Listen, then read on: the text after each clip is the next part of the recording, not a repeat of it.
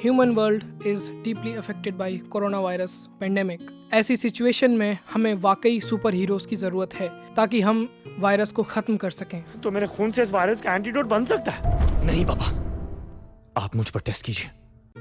एक हीरो जो हमें चाहिए था, पर एक हीरो जो हमें मिला। ये देखने के बाद वायरस में भी प्रचुर मात्रा में हौसले की धारा बह चली। खैर, जोक्स अपार्ट, जो आज इस पेंडेमिक में हैं, शायद उन्हें याद रहेगा, मगर 50 साल बाद लोग इस बात पर डाउट करने लगेंगे कि क्या वाकई महामारी आई थी या नहीं। जैसे हम में से कई लोग विश्व युद्ध पर डाउट करते हैं। कुछ सबूत बच जाएंगे और बाकी सब भुला दिया जाएगा। ना हमारे जन्म से पहले ये दुनिया हमारे लिए थी और ना हमारे मरने के बाद हमारे लिए ये दुनिया होगी। अगर इस व्यू पॉइंट को एक्सेप्ट नहीं किया जा सकता तो इसे नकारा भी नहीं जा सकता। हालांकि ये बहुत ही सोलिप्सिस्टिक व्यू पॉइंट है। हमने जो कुछ भी अब तक सीखा, देखा या महसूस किया है वो इसी दुनिया में किया। इस जिंदगी के बाद भी एक दुनिया है, इस बात का दावा नहीं कर सकता। शायद कोई भी नहीं कर सकता। इस पेनफुल एक्सपीरियंस से बचने का एक डिफेंस ये है कि हम विश्वास करते हैं कि हमें किसी दैवीय शक्ति ने बनाया है और जब हम मरेंगे तब हम उसके पास पहुंच जाएंगे। लगभग हर रिलीजन की ये एक कॉमन आइडियोलॉजी है, क्योंकि ये हमें एक सेंस ऑफ पर्पस देता है। तब भी जब जिंदगी की लगी पड़ी हो, ये महसूस कराता है कि एक दिन सब ठीक हो जाएगा। पर सब कुछ बिखरने लगता है तब जब बस एक शब्द हम पूछते हैं, why. Within last 1.5 year हमने लाखों की संख्या में लोगों को बेघर होते हुए, बेरोजगार होते हुए और मरते हुए देखा है। बट वाई, आखिर हमारे साथ ऐसा क्यों हुआ? इन 1562 artist Peter Bruegel made a painting name the triumph of death. अब तक की सबसे खतरनाक महामारी के बारे में शायद पीटर ने भी एक बार तो ऐसा सोचा होगा कि हमारे साथ ऐसा क्यों हुआ। और 2021 में भारत की जो सिचुएशन है, इससे ज़्यादा सटीक नहीं हो सकती। I am Akash Rajput and this is all about story and we are going to examine the triumph of death by Peter Bruegel.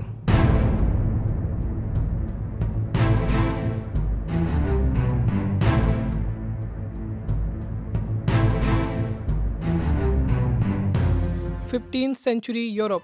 पश्चिम में एक हवा चल रही थी। कोई दौड़ रहा था सड़कों पर, घरों की खिड़कियों और दरवाजों के नीचे से। ये चूहे थे। चूहों में ब्यूबोनिक प्लेग फैल चुका था और अब ये लोगों के बीच पहुंच गया था। ऐसा बुखार जो चढ़ता था तो इंसान को ले ही डूबता था। और यहाँ से तांडव शुरू होता है ब्लैक डेथ का। ब्लैक डेथ में कंपैरेटिव सिचुएशन ये थी कि मानो 2 एटम बॉम्ब गिरें और उनसे 1,40,000 लोग एक साथ मर जाएं। अब सोचो, ये बॉम्ब 7 महीने तक रोज़ाना गिराए जाएं।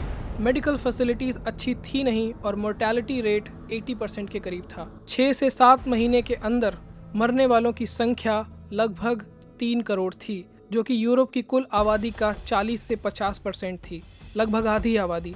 उस वक्त आर्टिस्ट ही थे जो पिक्चर्स में बता सकते थे कि एक्चुअल में क्या हुआ, और पीटर उन आर्टिस्ट में से एक था जिसने ब्लैक डेथ के आफ्टर इफेक्ट्स देखे और तब उसने बनाई the triumph of death. Painting के सबसे पिछले हिस्से को देखने पर पता चलता है कि एक कंकालों की फौज चली आ रही है जिनके हाथों में लाल रंग के भाले हैं। ये डेविल वाला हंसिया है। इसे हम द आर्मी ऑफ डेड कहते हैं। वो समझदार हैं, इंसान को घेर कर मारना जानते हैं। 2 स्केलेटन सफ़ेद कफन में लिपटे लोगों को खींच कर ले जा रहे हैं। आज फ़र्क इतना है कि हमने लोगों को प्लास्टिक में लिपटे हुए देखा है। पेंटिंग के राइट साइड में 2 कंकाल बीम उठाकर भीड़ को चेंबर में भेज रहे हैं। उनका एक साथी नगाड़े बजा रहा है और कंकालों का एक पूरा समूह बिगुल की बाग दे रहा है। ऐसी क्रिटिकल सिचुएशन में मुझे नगाड़े बजाने से कुछ याद आया।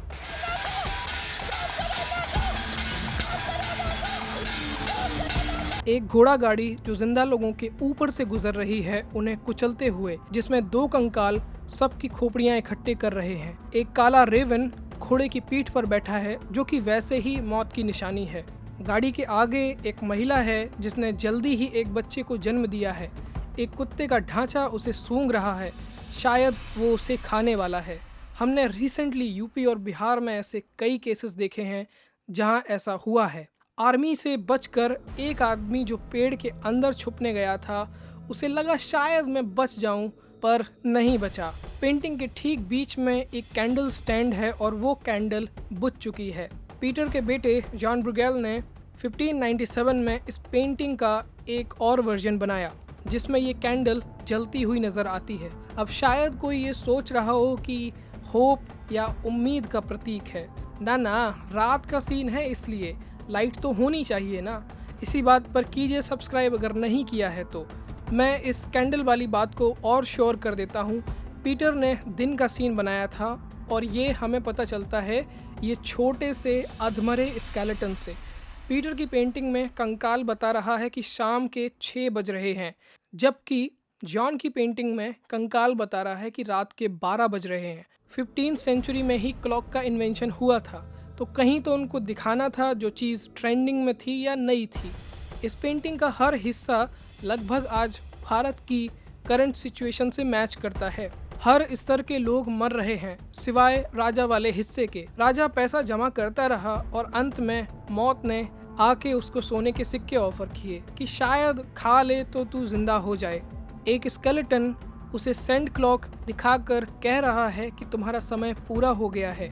एक राजा अगर अपनी प्रजा को बचाने में नाकामयाब रहा, मतलब या तो उसके अंदर बहुत लालच था या फिर वो बहुत बेवकूफ़ था कि हर सलाहकार असफल हुआ उसे ये बात समझाने में। पीटर द एल्डर की पेंटिंग्स हेरोनिमस बॉश की पेंटिंग से काफ़ी मिलती हैं क्योंकि दोनों एक ही टाइम के आर्टिस्ट हैं। और बॉश पर ऑलरेडी मैंने एक वीडियो बनाया है the garden of earthly delights, जिसमें इंसान और इंसान के लालच की कहानी बहुत दिलचस्प है। पेंटिंग के आखिरी कॉर्नर में एक आदमी अपनी तलवार निकालने जा रहा है। उसके अंदर अब भी इतनी हिम्मत है कि वो लड़ने जा रहा है, जबकि उसको साफ साफ दिख रहा है कि पूरी आर्मी उसके सामने खड़ी है। पता नहीं इतनी हिम्मत कहाँ से लाते हैं ये लोग। आई थिंक हम लकी हैं कई लोगों की वजह से, specially security staff, medical staff and food suppliers, जो अब भी लड़ने की हिम्मत रखते हैं। हाल ही में मैं घर की सीढ़ियों के बाहर बैठा हुआ था और मैंने 2 बच्चों को बात करते हुए सुना जिनकी उम्र तकरीबन 3 साल होगी। उनमें से एक बच्ची बोली, टाइम हो गया है, अब घर से बाहर नहीं निकलना है।